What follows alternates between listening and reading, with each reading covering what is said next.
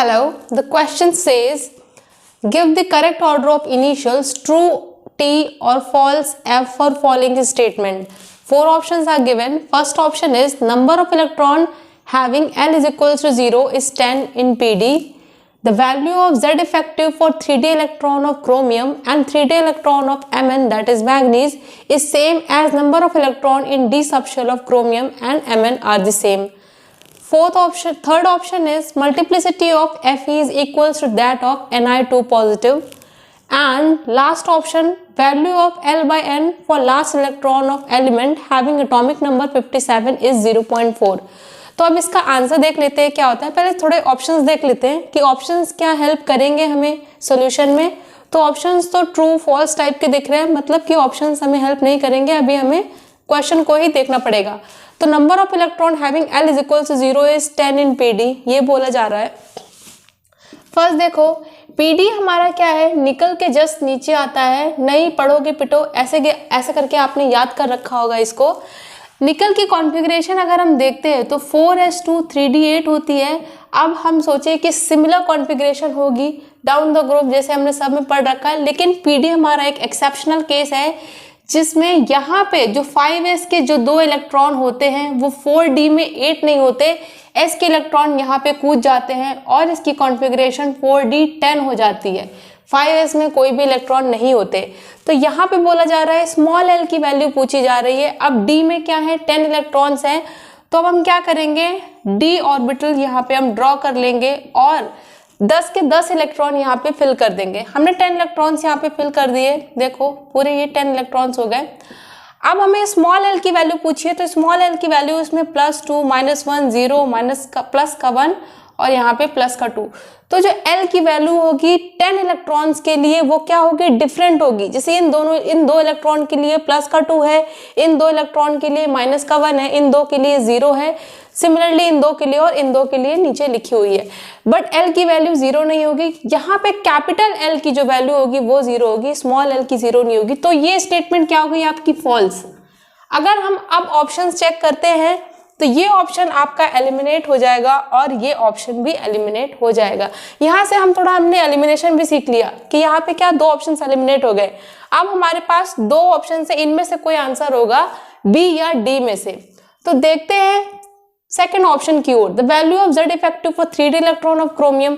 हमें क्या देखना है, अगर हम सेकंड ऑप्शन देखते हैं, यहाँ पे देखना सेकंड ऑप्शन क्या है, 3D इलेक्ट्रॉन की बात करी जा रही है क्रोमियम और मैग्नीज की। Z इफेक्टिव की वैल्यू, अब देखो क्रोमियम का जो हमारा वो होता है एटॉमिक नंबर होता है वो 24 होता है और मैग्नीज का क्या होता है 25 होता है। तो उसके अकॉर्डिंग क्या होगा, यहाँ पे देखो क्रोमियम का जब 24 है, इसका 25 है। यहाँ पे हमें क्या पता चला कि जैसे ही अलोंग द पीरियड हम जाते हैं, जैसे ही अलोंग द पीरियड जाएंगे तो साइज हमारा क्या होता है, साइज हमारा डिक्रीज होता है, साइज डिक्रीज होगा अलोंग द पीरियड, उसकी वजह से Z इफेक्टिव की वैल्यू भी डिफरेंट होगी, इंक्रीज होगी। तो क्रोमियम और मैग्नीज की वैल्यू सेम नहीं होगी ड्यू टू साइज। तो ये स्टेटमेंट भी आपकी फॉल्स है। अब यहाँ से हम ऑप्शन चेक कर लेते हैं, तो पहला स्टेटमेंट भी फॉल्स, दूसरा भी फॉल्स, इसका मतलब है आपका आंसर है डी। बट मैं आपको थर्ड और फोर्थ भी एक्सप्लेन कर दे रही हूँ कि कैसे ये थर्ड वाला हमारा फॉल्स है और फोर्थ वाला हमारा ट्रू है। देखो multiplicity of Fe is equal to that of Ni2 positive, हमें ये देखना है, भी इसको रब कर लेते हैं। यहाँ पे देखो मल्टीप्लिसिटी किसकी बतानी है, आयरन की और निकल 2 पॉजिटिव की बतानी है कि क्या वो सेम होती है। चेक करते हैं, थर्ड ऑप्शन चेक करते हैं, Ni2 पॉजिटिव की और Fe की। Fe का इलेक्ट्रॉनिक कॉन्फ़िगरेशन देखेंगे 4s2 3d6 होता है और निकल की इलेक्ट्रॉनिक कॉन्फ़िगरेशन की बात करें तो 4s2 3d8 होगा। तो निकल की इलेक्ट्रॉनिक 3d8, अगर हमें क्या निकालना है, इसमें मल्टीप्लिसिटी की वैल्यू देखनी है। मल्टीप्लिसिटी की जो वैल्यू होती है 2s+1 फॉर्मूले से हम निकालते हैं, वी नो 2s+1 से निकालते हैं। तो s की वैल्यू इलेक्ट्रॉन पे डिपेंड करती है। जब नंबर ऑफ इलेक्ट्रॉन इसमें डिफरेंट है, नंबर ऑफ इलेक्ट्रॉन डिफरेंट है, यहाँ पे क्या Ni2 पॉजिटिव है, एस में से 2 इलेक्ट्रॉन चल जाएंगे, 0 हो जाएगा। लेकिन स्पिन मल्टीप्लिसिटी हमें ये वाले इलेक्ट्रॉन की देखनी है, तो इसका मतलब क्या है कि नंबर ऑफ इलेक्ट्रॉन्स डिफरेंट है, स्पिन की वैल्यू डिफरेंट होगी और ये ऑप्शन भी आपका क्या हो जाएगा, फॉल्स हो जाएगा। देयरफॉर। ठीक है, अब लास्ट ऑप्शन देखो, इसमें क्या बोला है, L/N की वैल्यू देखनी है लास्ट इलेक्ट्रॉन जिसका एटॉमिक नंबर 57 है।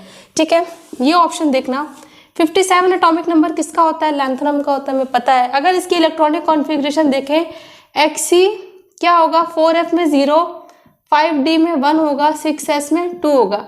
हमें पता है कि लास्ट इलेक्ट्रॉन 5d में एंटर करता है लैंथनम के केस में। अब 5d के L/N की वैल्यू हमें बतानी है, सिंपल है, L क्या होगा हमारा, D है यहाँ पे, तो L की वैल्यू 2 हो जाएगी, और N क्या है, जो हमारी शेल होती है, मतलब 5, तो 2/5 0.4 आएगा। आपका पूरे क्वेश्चन का सोल्यूशन हो चुका है। क्वेश्चन देखो, which of the following statement is correct. अब यहाँ पे एक स्ट्रक्चर गिवन है, उसके अकॉर्डिंग 4 स्टेटमेंट्स हैं, 4 में से एक स्टेटमेंट चूज करनी है कि कौन सी स्टेटमेंट राइट है। पहली स्टेटमेंट है, it contains p pi and p pi d pi, bond होगा। It has regular tetrahedral geometry, θ1 greater than θ3, angles नहीं बनाए, यहाँ पे देख लो, ये है हमारा θ1, ये है θ2 और ये है θ3। The plane which contains maximum number of atom is 4। अब देखो, इसमें से कोई एक ऑप्शन होगा जो करेक्ट होगा, बाकी सारे ऑप्शंस आपके क्या इनकरेक्ट है। तो यहाँ पे देखना, ये जो ज्योमेट्री बन रखी है, पहला है it contains p pi and p pi d पाई। अब देखो यहाँ पे क्या है, सल्फर से अगर क्लोरीन में देखते हैं, सल्फर के पास p भी होती है, क्लोरीन के पास p भी होती है, s भी होती है और d भी होती है, और सल्फर के पास भी d होती है। ठीक है, यहाँ से अगर हम देखते हैं तो सल्फर और क्लोरीन के बीच में क्या सिग्मा बॉन्ड फॉर्मेशन है, और सिग्मा बॉन्ड फॉर्मेशन हमें पता है किसके किसके बीच होता है, SS के बीच होता है, SP के बीच होता है, ये सिग्मा बॉन्ड्स बना सकते हैं। यहाँ पे तो सिग्मा बॉन्ड ही बन रखा है, तो ऐसी ओवरलैपिंग होगी, मतलब यहाँ पे PP तो नहीं है ना, P और D है, ये इन दोनों में तो नहीं होगी, बात पता चली। ठीक है, अब देखो यहाँ पे सल्फर और ऑक्सीजन, सल्फर ऑक्सीजन में एक सिग्मा बॉन्ड है, एक पाई बॉन्ड है। सिग्मा बॉन्ड हमने देख लिया कैसे बनता है, SS से बनेगा या SP से बनेगा। ठीक, अब यहाँ पे क्या है, ऑक्सीजन है, जो ऑक्सीजन और सल्फर की जो बॉन्डिंग है वो p पाई भी हो सकती है और p पाई d पाई भी हो सकती है। बात समझिए, क्योंकि सल्फर के पास हमारा क्या होता है, सल्फर के पास d ऑर्बिटल होती है, लेकिन यहाँ पे क्या है, सल्फर के पास d है और ऑक्सीजन के पास p है, तो यहाँ पे जो बॉन्ड बना है d और p का है, तो यहाँ पे मतलब p pi d pi bond है, बट यहाँ पे p पाई बॉन्ड नहीं है, इसकी वजह से ये स्टेटमेंट आपकी क्या है, फॉल्स हो गई। समझ में आया। नेक्स्ट देखो, it has regular tetrahedral geometry. अब यहाँ पे ये जो स्ट्रक्चर बन रखा है सल्फर का, नॉर्मल देखो सल्फर के पास क्या होते हैं, 6 वैलेंस इलेक्ट्रॉन होते हैं। हम क्या करते हैं, इसका लुईस डॉट स्ट्रक्चर बना लेते हैं सिंपल, वहाँ से हमें ज्योमेट्री इसकी पता चल जाएगी, क्लियर हो जाएगी। 1 2 3 4 5 6। अब यहाँ पे क्या है, क्लोरीन है, क्लोरीन यहाँ पे आ गया अपना एक इलेक्ट्रॉन लेके, क्लोरीन। यहाँ पे क्या आ गया, ऑक्सीजन, यहाँ पे आ गया ऑक्सीजन, ऑक्सीजन के पास 2 होते हैं, यहाँ से सिग्मा, यहाँ से सिग्मा, यहाँ से पाई, और ये बॉन्ड बन गया। तो इसकी ज्योमेट्री क्या है, टेट्राहेड्रल है, और ये sp3 हाइब्रिडाइज्ड होता है, तो ये टेट्राहेड्रल तो है, इसका मतलब ये स्टेटमेंट आपकी ट्रू है। इसके बाद नेक्स्ट ऑप्शन हमें देखने की ज़रूरत नहीं है, आपका राइट आंसर मिल चुका है। फिर भी हम चेक कर लेते हैं, θ1 ग्रेटर देन θ3। यहाँ पे देखो, हमें ये तो पता है कि ये टेट्राहेड्रल है, और टेट्राहेड्रल में जो भी एंगल्स होते हैं वो 109 डिग्री के होते हैं। ठीक है, लेकिन यहाँ पे ये केस नहीं होता है, यहाँ पे ये केस नहीं है। यहाँ पे एंगल क्या होता है, जो θ1 और θ3 होता है, ये स्टेटमेंट तो फॉल्स है, नो डाउट ये फॉल्स है, लेकिन θ2 आपका बड़ा होता है किससे, θ1 से, और ये एंगल θ3 भी आपका बड़ा होता है θ1 से। तो ये स्टेटमेंट इसके अनुसार क्या हो गई, रॉन्ग हो गई। ये एंगल होता है आपका 120 डिग्री के अप्रॉक्स होता है, और ये एंगल होता है आपका 111 डिग्री। नोट डाउन कर लेना और याद रखना बॉन्ड एंगल इसका। ठीक है, डी ऑप्शन देखो, plane which contains maximum number of atom is 4। अब इसमें बोला है कि मैक्सिमम एटम क्या हो, 4 हो, तो लेकिन इसमें क्या है, ये ऑप्शन भी आपका रॉन्ग है। कैसे, देखो यहाँ पे टेट्राहेड्रल स्ट्रक्चर है, और टेट्राहेड्रल एक प्लेन में तो रहते ही नहीं है, टेट्राहेड्रल एक ऊपर एक नीचे एक इधर ऐसे होता है, तो टेट्राहेड्रल एक प्लेन में नहीं होते, 4 एटम आपको एक प्लेन में नहीं मिलेंगे, तो ये स्टेटमेंट भी कैसी हो गई, फॉल्स हो गई। नेक्स्ट क्वेश्चन डिस्कस करते हैं। The correct set of quantum numbers for the last electron of Na positive is. हमें Na पॉजिटिव का लास्ट इलेक्ट्रॉन का क्वांटम नंबर बताने। सिंपल 4 ऑप्शंस गिवन है, चारों ऑप्शन एक दूसरे से डिफरेंट है। हमें क्या लिखना है, सिर्फ Na कॉन्फ़िगरेशन की इलेक्ट्रॉनिक कॉन्फ़िगरेशन पता हो। सोल्यूशन यहाँ पे Na की electronic configuration, Na positive, Na का एटॉमिक नंबर होता है 11, इसकी electronic configuration 1s2 2s2 2p6 2p6 3s1। लेकिन यहाँ पे Na पॉजिटिव पूछा गया है तो लास्ट इलेक्ट्रॉन आपका आयनाइज हो जाएगा। यहाँ पे 2p6 की बात हो रही है जी, लास्ट इलेक्ट्रॉन आपका 2p6 में आएगा। अब क्या करें, p के सारे 6 इलेक्ट्रॉन्स हैं, सब फिल कर देते हैं। हमें इसका क्या करना है, सब के लिए हमें आपको क्वांटम नंबर्स बताने हैं, ठीक है। तो अब यहाँ पे पहले लिख लेते हैं, यहाँ पे p के लिए हमें पता है +1 0 और -1 होता है। क्वांटम नंबर्स क्या होते हैं, n, l, m और यहाँ पे होता है s। n principal, azimuthal, magnetic quantum number and spin quantum number. Okay, n की वैल्यू तो सिंपल है, हमें पता है कि लास्ट इलेक्ट्रॉन हमारा 2p6 में है।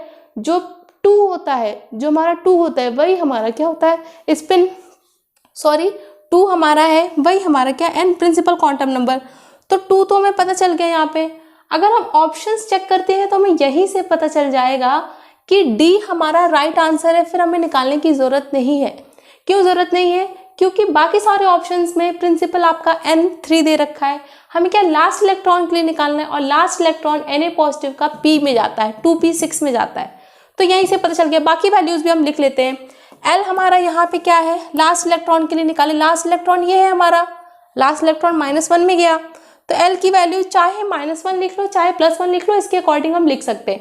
यहाँ पे +1 गिवन है तो यहाँ पे हम +1 लिख लेंगे। क्यों, वैल्यू ऐसे भी लिख सकते हैं। यहाँ पे क्या होगा, ये अगर हम इंटीजर नंबर के अकॉर्डिंग लिखें तो यहाँ -1 0, यहाँ पे +1, ठीक है। तो यहाँ पे क्या आ जाएगा, +1 आ जाएगा, ठीक। अब M के लिए लिखना है, M हमारा यहाँ पे क्या हो जाएगा, 0 हो जाएगा, ठीक है। S लिखना है क्योंकि लास्ट इलेक्ट्रॉन हमारा, देखो लास्ट इलेक्ट्रॉन क्या है, यहाँ पे उसकी स्पिन नीचे है। अगर स्पिन डाउन होती है तो हम क्या करते हैं, S की वैल्यू -½ अगर स्पिन अप होगी तो +½ यहाँ से आपका सेकंड का सोल्यूशन हो चुका है। Hope this answered your question.